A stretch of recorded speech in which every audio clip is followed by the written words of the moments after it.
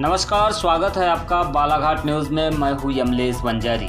मध्य प्रदेश शासन द्वारा कोरोना संकट के दौरान बाहर से वापस आए सभी श्रमिकों का सर्वे कर उन्हें रोजगार उपलब्ध कराने के निर्देश दिए गए हैं। बालाघाट जिले में भी 27 मई से सर्वे का कार्य प्रारंभ हो गया है।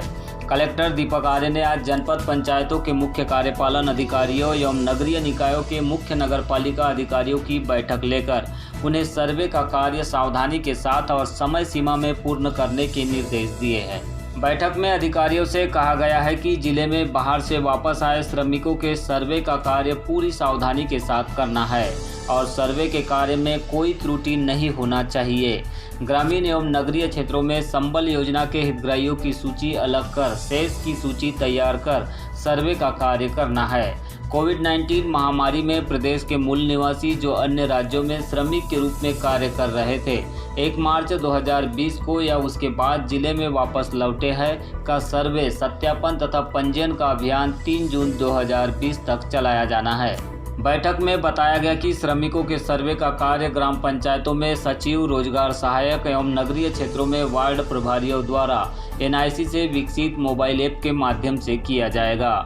मोबाइल ऐप संबल पोर्टल में एवं गूगल प्ले स्टोर पर उपलब्ध है। संबल पोर्टल में इस कार्य के लिए प्रवासी श्रमिक प्रबंधन प्रणाली को बनाया गया है, जिसका उपयोग भी किया जा सकेगा। प्रवासी श्रमिक जो जिले का निवासी है, जिनका समग्र ID नहीं है, नियत प्रक्रिया अनुसार समग्र पोर्टल पर उनकी ID जनरेट करना है। इसके बाद ही इन श्रमिकों का सर्वे, सत्यापन एवं पंजीयन कार्य पोर्टल पर समग्र ID का उल्लेख करते हुए सुनिश्चित किया जाएगा। बैठक में बताया गया कि पोर्टल पर समग्र ID तथा आधार कार्ड नंबर अंकित किया जाना अनिवार्य है।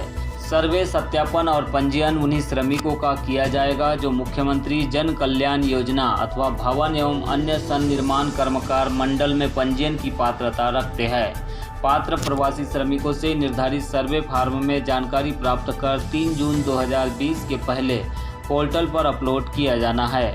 ग्राम पंचायत के सचिव एवं नगरीय क्षेत्रों में वार्ड प्रभारी सर्वे फार्म भरने में आवेदक की सहायता सुनिश्चित करेंगे। उप संचालक कृषि CR गौर ने जिले के किसानों से अपील की है कि वे टिड्डी दल के बालाघाट जिले में प्रवेश की संभावनाओं को देखते हुए अपने खेतों में लगी फसल की सुरक्षा के लिए खेत में ढोल, ड्रम या अन्य साधन से तेज ध्वनि व शोर करें और कीटनाशक का छिड़काव भी करें। टिड्डी दल के पड़ोसी महाराष्ट्र के भंडारा जिले की तुमसर तहसील में पहुंचने की सूचना मिल रही है। अतः बालाघाट जिले के किसान सावधान हो जाए और अपने खेतों में लगी फसलों की सुरक्षा करें। यदि किसी गांव में टिड्डी दल का आक्रमण होता है तो सभी किसान एवं ग्रामीण भाई टोली बनाकर विभिन्न तरह के उपाय जैसे ढोल बजाकर, डीजे बजाकर, थाली, टीन के डिब्बे से शोर मचाकर, ट्रैक्टर का साइलेंसर निकालकर चलाए तथा अन्य ध्वनि विस्तारक यंत्रों के माध्यम से तेज आवाज कर टिड्डी दल को खेतों से भगाया जा सकता है।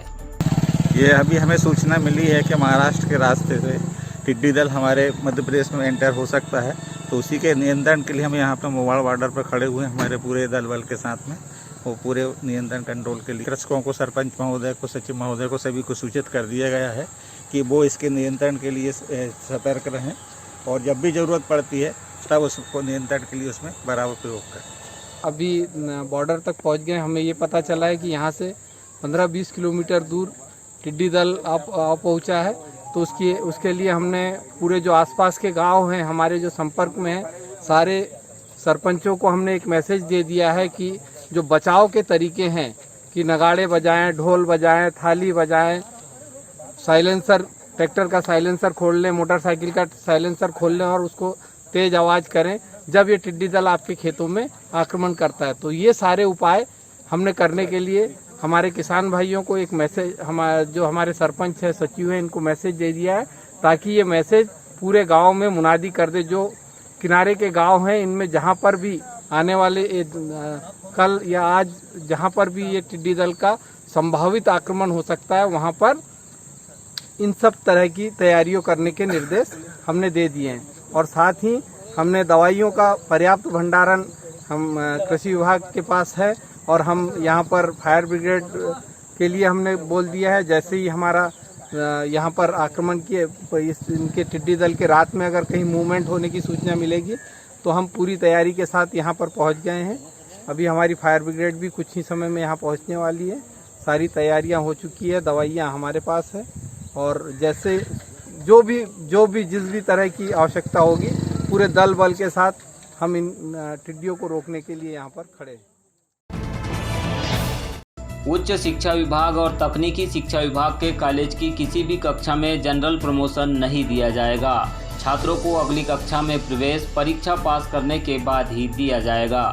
यह निर्णय राज्यपाल एवं कुलाधिपति लालजी टंडन की अध्यक्षता में सोमवार को हुई बैठक में लिया गया।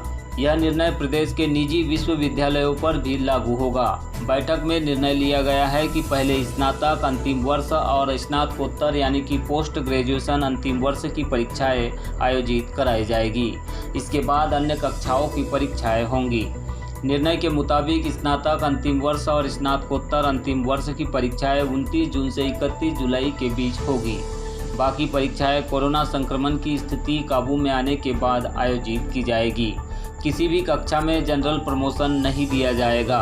वैसे ही नया शैक्षणिक सत्र जुलाई के बाद शुरू होगा। इस संबंध में अब उच्च शिक्षा विभाग जल्द ही विस्तृत दिशा निर्देश जारी करेगा। जिले में अब तक कोरोना के 7 मरीज पाए गए हैं, जिसकी रिपोर्ट मुख्य चिकित्सा एवं स्वास्थ्य अधिकारी के द्वारा दी गई है।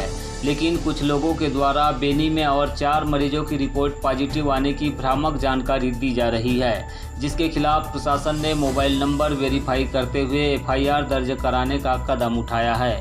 बताया गया कि करीब ऐसे 8 मोबाइल नंबर प्राप्त हुए हैं जिनके विरुद्ध साइबर क्राइम महामारी कानून और आपदा प्रबंधन अधिनियम के तहत कार्रवाई की जानी है। जनसंपर्क अधिकारी के द्वारा व्हाट्सएप पर जारी किए गए इन नंबरों को आप हमारी न्यूज की स्क्रीन पर भी देख सकते हैं।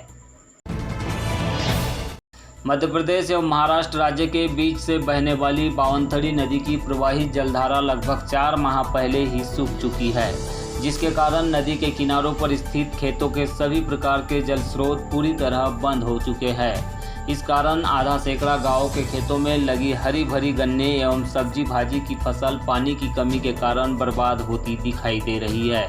किसानों ने इस संबंध में नदी में पानी छोड़ने की मांग की है, जिससे कि इन क्षेत्रों में लगी फसलों को बर्बाद होने से बचाया जा सके।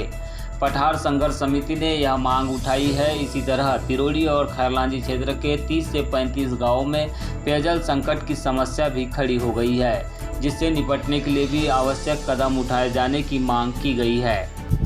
आज ये पठार क्षेत्र में बावनथड़ी नदी पे ये जो गन्ने की जो फसल है पूरी सूखती हुई नजर आ रही, जिसका कारण है कि आज वाटर लेवल पूरा नीचे चला गया है। अतः प्रतिवर्षानुसार पठार संघर्ष समिति जो मांग करती है कि राजे सागर बांध का पानी बावनथड़ी नदी में छोड़ा जाए, उस मांग को आज पुनः वर्ष 2020 में भी इसकी आवश्यकता पड़ी है। और आज हम पठार संघर्ष समिति के माध्यम से मांग करते हैं शासन प्रशासन से कि शीघ्र से शीघ्र राजे सागर बांध का पानी बावनथड़ी नदी में छोड़कर किसानों को लाभान्वित करे और वैसे ही जो नल जल योजनाएं हैं उनका कुओं का वाटर लेवल भी ऊपर आएगा और पीने के पानी की समस्या से निजात।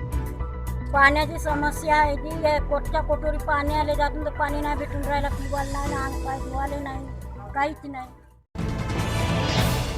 चांगोटोला क्षेत्र के ग्राम गुड्रू में नैनपुर बालाघाट हाईवे के नज़दीक एक मकान में अनियंत्रित होकर ईंट से भरी 407 मेटाडोर टकरा गई, जिससे मकान में निवासरत लोग बाल बाल बच गए हैं। इस हादसे की रिपोर्ट हमें चांगोटोला से बी न्यूज़ संवाददाता अंकुश चौहान द्वारा भेजी गई है।